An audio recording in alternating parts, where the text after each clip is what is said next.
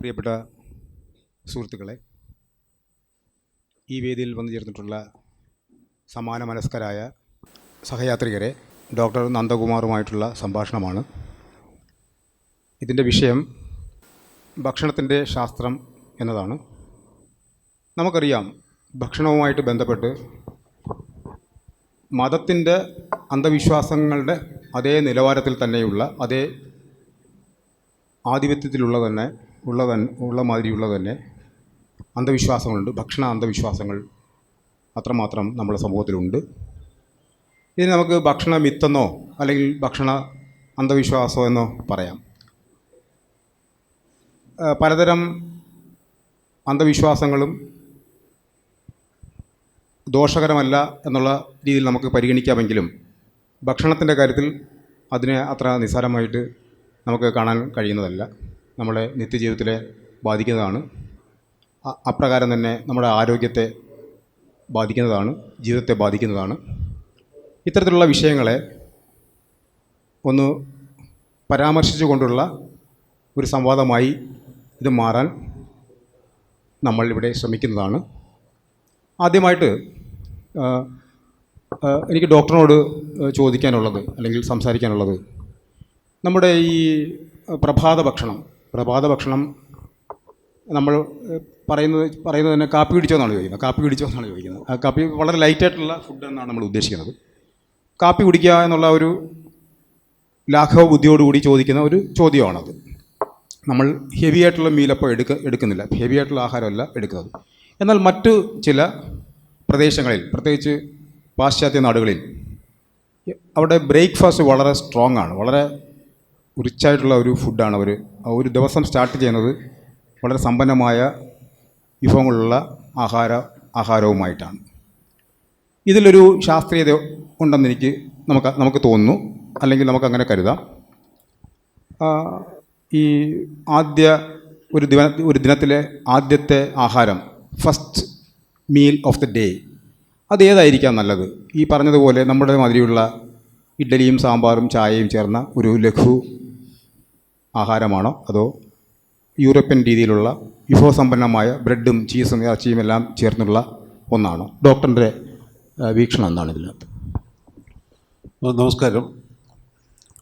ഈ ഭക്ഷണം നമുക്ക് ഇപ്പോൾ കഴിച്ചുകൊണ്ടിരിക്കുന്നത് നമ്മുടെ ഒരു തിരഞ്ഞെടുപ്പ് മാത്രമല്ല, അത് പതുക്കെ ഇങ്ങനെ ഇവോൾവ് ചെയ്ത് വന്നതാണ്. പരിണാമത്തിൽ കൂടെ വന്ന് നമ്മൾ ഒരു ഘട്ടത്തിൽ എത്തി നിൽക്കുന്ന ഒരു രീതിയാണ് ഭക്ഷണം. കാര്യം നമ്മളിപ്പോൾ നോക്കുകയാണെങ്കിൽ ഈ പ്രഭാത ഭക്ഷണം, മധ്യാഹ്നം, വൈകിട്ടത്തെ അത്താഴം, ഇങ്ങനെയൊക്കെയുള്ള വേർതിരിവ് മനുഷ്യർക്ക് മാത്രമേ ഉള്ളൂ. മൃഗങ്ങളെയൊക്കെ നോക്കുകയാണെങ്കിൽ നിരന്തരം ഭക്ഷണം കഴിച്ചുകൊണ്ടിരിക്കും, അങ്ങനെ പൊയ്ക്കൊണ്ടിരിക്കുന്നതാണ്. ഇങ്ങനെ വേർതിരിവുകളില്ല. ഇങ്ങനെ അടുക്കിയും ചുട്ടയൊക്കെ ആയിട്ട് ഭക്ഷണം കഴിക്കുന്നത് നമുക്ക് എന്തോ കാരണം കൊണ്ട് നമ്മുടെ സാമൂഹികമായിട്ടുള്ള ഒരു മാറ്റങ്ങൾ കൊണ്ടുണ്ടായി വന്നേക്കുന്നതാണ്. അങ്ങനെയാണ് ഭക്ഷണം ഇവോൾവ് ചെയ്ത് വന്നിരിക്കുന്നത്. അത് ഈ നമ്മുടെ കൃഷിയുമായിട്ടൊക്കെ ബന്ധപ്പെട്ടാണ്. ഇങ്ങനെ ഭക്ഷണം സൂക്ഷിക്കാൻ പറ്റും, ഭക്ഷണം ഉണ്ടാക്കാൻ പറ്റും, എന്നുവെച്ചാൽ നമ്മൾ പാകം ചെയ്യാൻ പറ്റുന്നു. തീ കണ്ടുപിടിച്ചതിന് ശേഷം നമുക്ക് ഭക്ഷണം പാകം ചെയ്യാൻ പറ്റുന്നു, അത് സൂക്ഷിച്ച് വയ്ക്കാൻ പറ്റുന്നു. ഇങ്ങനെയൊക്കെയുള്ള ഒരുപാട് മാറ്റങ്ങളിൽ കൂടിയാണ് ഭക്ഷണക്രമം ഉണ്ടായിരിക്കുന്നത്. അതുകൊണ്ട് തന്നെ അതനുസരിച്ച് നമ്മുടെ ശരീരം കുറച്ച് മാറിയിട്ടുണ്ട്, ശരീരത്തിൻ്റെ നമ്മുടെ രീതി ഒക്കെ മാറിയിട്ടുണ്ട്. ഇവിടുത്തെ ചോദ്യം പ്രഭാത ഭക്ഷണം, ആദ്യം പ്രഭാത ഭക്ഷണം വേണോ വേണ്ടയോ, അതിന് പോലും നമുക്ക് പ്രത്യേകിച്ചൊരു തീരുമാനം ആൾക്കാർക്ക് എല്ലാവരും അംഗീകരിക്കുന്ന ഒരു തീരുമാനമില്ല. നമ്മൾ പൊതുവെ കാണുന്നത് സ്റ്റാറ്റിസ്റ്റിക്കലായിട്ട് കണ്ടു കഴിഞ്ഞാൽ, ഇപ്പോൾ അമേരിക്കയിലൊക്കെ ഉള്ള ആൾക്കാർ എടുക്കുകയാണെങ്കിൽ ഏതാണ്ട് ഒരു 75% ആൾക്കാർ പ്രഭാത ഭക്ഷണം കഴിക്കുന്നവരാണ്. ബ്രിട്ടനിലെടുത്താണെങ്കിൽ ഏതാണ്ട് 90% കൂടുതൽ ആൾക്കാർ പ്രഭാത ഭക്ഷണം കഴിച്ചിട്ടേ പോവുള്ളൂ. പക്ഷേ സ്വിറ്റ്സർലാൻഡ് മാതിരിയുള്ള രാജ്യങ്ങളിൽ അത് 65% ചുരുങ്ങും. അതായത് പ്രഭാത ഭക്ഷണം വേണ്ടെന്ന് വയ്ക്കുന്ന ആൾക്കാർ ഒരുപാട് പേരുണ്ട്. ഭൂരിപക്ഷമല്ല, മൈനോറിറ്റിയാണ്. പക്ഷെ അങ്ങനെ കുറേ ആൾക്കാരുണ്ട്. അവർക്ക് പ്രത്യേകിച്ച് എന്തെങ്കിലും കാര്യമായിട്ടുള്ള ആരോഗ്യ പ്രശ്നം ഉള്ളതായിട്ട് കണ്ടെത്തിയിട്ടില്ല. അപ്പോൾ അത് ഒരു കാര്യം അങ്ങനെയാണ്. രണ്ടാമത്തെ കാര്യം, ഇതിനെക്കുറിച്ച് പ്രഭാത ഭക്ഷണം ആണ് നല്ലത് എന്ന്, പ്രഭാത ഭക്ഷണം ഉണ്ടെങ്കിലേ ആരോഗ്യം നിലനിർത്താൻ പറ്റുമെന്നുള്ള ഒരു പൊതുധാരണ എല്ലാവർക്കും, ഒരുപാട് പേർക്കുണ്ട്. പ്രത്യേകിച്ച് ഭാരം, നമ്മുടെ ശരീരത്തിൻ്റെ ഭാരം നിലനിർത്താൻ, അത് കുറയ്ക്കാൻ, അല്ലെങ്കിൽ അതിൻ്റെ ആരോഗ്യം നിലനിർത്താനൊക്കെ പ്രഭാത ഭക്ഷണമാണ് ഏറ്റവും മെച്ചം എന്ന് പറയുന്ന കുറേ ആൾക്കാരുണ്ട്.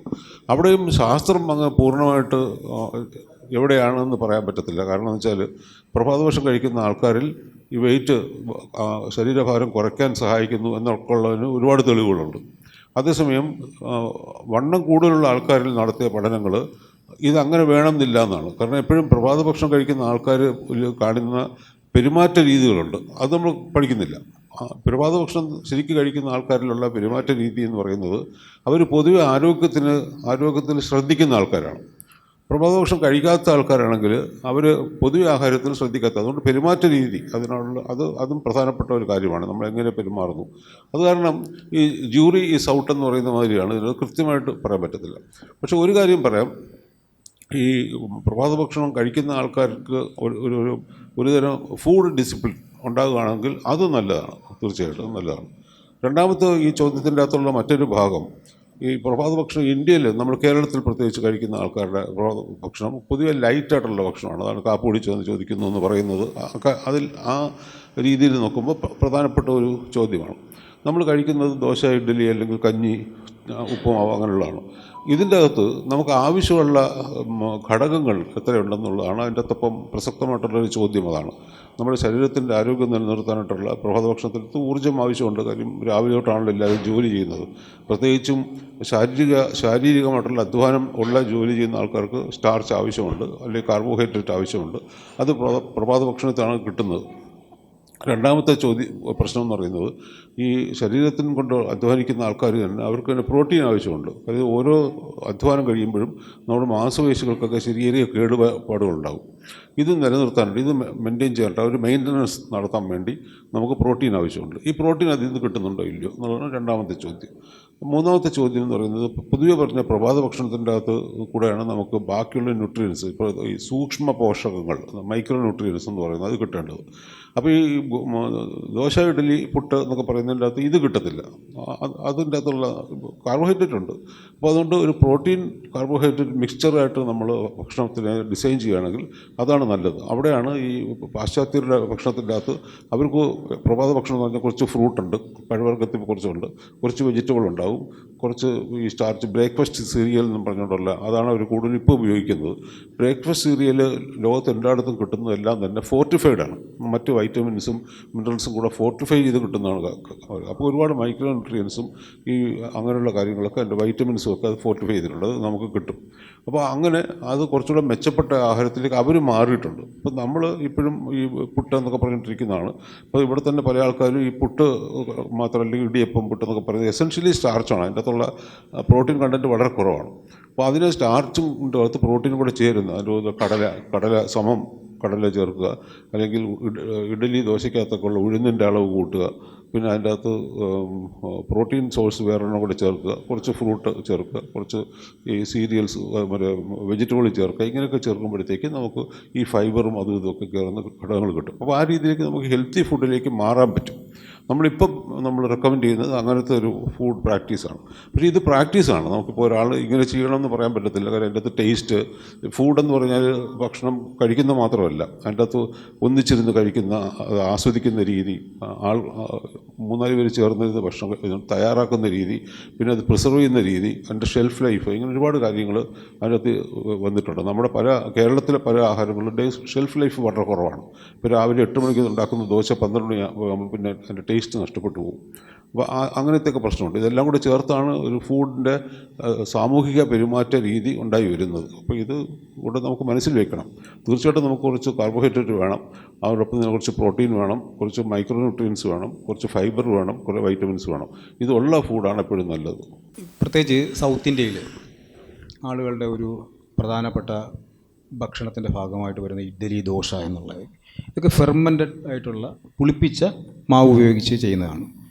ഇത് ഏതെങ്കിലും രീതിയിലുള്ള അങ്ങനെയുള്ള കാര്യമായിട്ടുള്ള പ്രശ്നങ്ങൾ ഉണ്ടാക്കുന്നതായിട്ട് പഠനങ്ങളുണ്ടോ, അതോ ഇത് സ്വാഭാവികമായിട്ടും നല്ല വിഭവമാണ്? പുളിപ്പിച്ചാൽ ഭക്ഷണത്തിൻ്റെ ക്വാളിറ്റി കൂടുമെന്നാണ് ചോദ്യം, അല്ലേ? പുളിപ്പിക്കുമ്പം അത് ഒരു എക്സ്റ്റേണൽ ഏജൻറ്റ് വരുന്നുണ്ട്. അപ്പോൾ അതുമാതിരിയുള്ള എന്തെങ്കിലും ടോക്സിക് ആയിട്ട് എന്തെങ്കിലും മാറുന്നുണ്ടോ, അങ്ങനെ എന്തെങ്കിലും ഉള്ള പുളിപ്പിച്ചു എന്ന് വെച്ച് ടോക്സിക് ആവത്തില്ല. ഒരു ദിവസമല്ല, ഒരു നൈറ്റല്ലേ പുളിപ്പിക്കുന്നുള്ളൂ. അത്ര സമയം കൊണ്ട് അതിൻ്റെ അത് ടോക്സിൻസ് ഒന്നും ഉണ്ടാകത്തില്ല. അതിനേക്കാളും കൂടുതൽ പുളിപ്പിക്കുമ്പോഴാണ്, ദിവസങ്ങൾ പുളിപ്പിച്ചാലേ ഉള്ളൂ കുഴപ്പമുണ്ടാകുന്നത്. അത് നമുക്ക് ആ ഭയം വേണ്ട. പക്ഷെ പുളിപ്പിച്ചു എന്ന് വെച്ചുകൊണ്ട് ന്യൂട്രീഷണൽ വാല്യൂ കൂടത്തില്ല. അതാണ് ഇപ്പോഴത്തെ ഏറ്റവും വലിയ ശക്തമായ പ്രചാരണം എന്ന് പറയുന്നത്. ഈ കഞ്ഞി പുളിപ്പിച്ചു കഴിഞ്ഞാൽ, പഴങ്കഞ്ഞി ആയി കഴിഞ്ഞാൽ ഭയങ്കരമായിട്ട് ന്യൂട്രീഷൻ കൂടും, അതിൻ്റെ അയൺ കണ്ടൻറ്റ് കൂടും, പൊട്ടാസ്യം കൂടുന്നു എന്നൊക്കെ വ്യാപകമായിട്ട് പ്രചാരണം നടത്തുന്നുണ്ട്. സത്യത്തിൽ നമ്മൾ മനസ്സിലാക്കേണ്ട, ഈ അതിനകത്ത് അയണോ പൊട്ടാസ്യമോ കൂടുകയാണെങ്കിൽ അത് ഈ കെമിസ്ട്രിയുടെ അടിസ്ഥാന നിയമങ്ങൾക്ക് എതിരാണ്. ഈ മൂലകങ്ങളൊന്നും കൂടാൻ പറ്റത്തില്ല. നമുക്കൊരു കണ്ടെയ്നറിൽ ഇപ്പോൾ ഇവിടെ ഈ മുറിക്കകത്ത് തന്നെ എത്ര അയൺ ഉണ്ടെന്നുള്ളത് നമുക്ക് കണക്ക് കൂട്ടാം. ഇതൊരിക്കലും കൂടാൻ പറ്റത്തില്ല, എന്ത് ചെയ്താലും കൂടത്തില്ല. വേറെ അയൺ കൊണ്ട് വെച്ചാലേ പറ്റുള്ളൂ. അപ്പോൾ അത് അങ്ങനെയുള്ള ക്ലെയിമുകളൊക്കെ തെറ്റാണ്. നമുക്ക് കൂടുതൽ വൈറ്റമിൻസ് ഉണ്ടാകുന്നു എന്നൊക്കെ പറയുന്നതൊന്നും ശരിയല്ല. അതിൻ്റെ അത് കൂടുതൽ ഫെർമെൻ്ററി പ്രോസസ്സുണ്ട്. അതുകൊണ്ട് നമുക്ക് ടേസ്റ്റ് മാറുന്നു, അങ്ങനെയൊക്കെ ഉണ്ട്. ഒരുപക്ഷെ ചില സാധനങ്ങൾ കുറച്ചുകൂടെ മെച്ചപ്പെട്ട രീതിയിൽ അബ്സോർബ് ചെയ്യുമായിരിക്കും. പക്ഷേ ബേസിക്കായിട്ട് പഴങ്കഞ്ഞി എന്നൊക്കെ പറയുന്നത്, ഫെർമെൻറ്റേഷൻ എന്ന് പറയുന്നത് ടേസ്റ്റ് മാറ്റുന്നതാണ്. പണ്ട് ഫെർമെൻറ്റേഷൻ ഇല്ലായിരുന്നു. ഇന്ത്യയിൽ ഇഡ്ഡലിയൊക്കെ ഫെർമെൻറ്റ് ചെയ്തതാണ് ആദ്യകാലത്ത് ഉണ്ടാക്കിക്കൊണ്ടിരുന്നത്. അത് ചൈനീസ് സ്വാധീനത്തിൽ നിന്നാണ് ഇതൊക്കെ ഉണ്ടായി വന്നത്. അപ്പോൾ അത് അങ്ങനെ മാറിക്കൊണ്ടിരിക്കും. പിന്നെ ന്യൂട്രീഷണലായിട്ട് അതിന് പ്രത്യേകിച്ച് ഗുണമുണ്ടെന്ന് പറയാൻ പറ്റില്ല.